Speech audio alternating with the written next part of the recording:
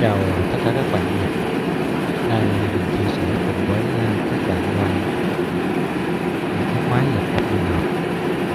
hiệu Toyota DC93 các bạn.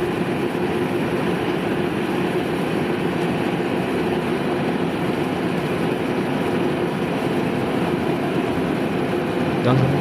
con máy dập tắt liên hợp, nó giúp ích cho bà con nông dân trong cái công việc thu hoạch lúa. Nó rút ngắn được cái thời gian thu hoạch rất là nhiều và nó giảm đi cái chi phí nhân công trong thu hoạch rất là đáng kể các bạn.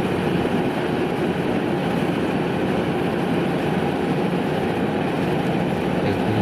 cái ngành nông nghiệp đã phát triển thì bà con nông dân trồng cây lúa nước chủ yếu là dựa vào những loại máy khác nhau trong từng giai đoạn, từ khi xử lý đất cho đến khi thu hoạch, tất cả từng thời gian chăm sóc thì đều có những loại máy khác nhau để hỗ trợ cho bà con nông dân trong cái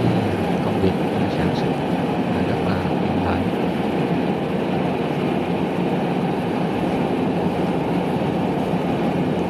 Ở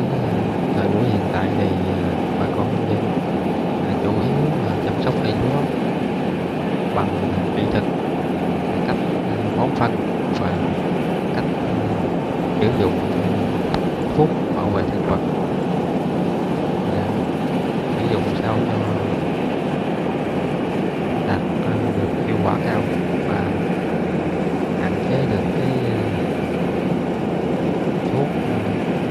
đồng như thuốc bảo vệ thực vật trên đồng ruộng, cũng như hạn chế cái việc gây ô nhiễm môi trường để giảm đi cái chi phí về vật tư trong sản xuất nông nghiệp.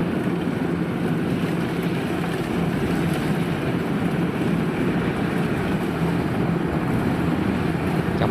sản xuất nếu như bà con giảm được cái chi phí đầu tư thì sau khi thu hoạch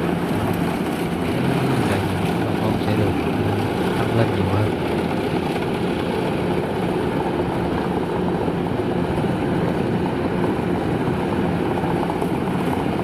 Và cái cảnh thu hoạch lúa ở mùa va, mùa lúa rơi vào mùa mưa lũ cho nên ở đồng ruộng đều đã ngập nước và cây lúa cũng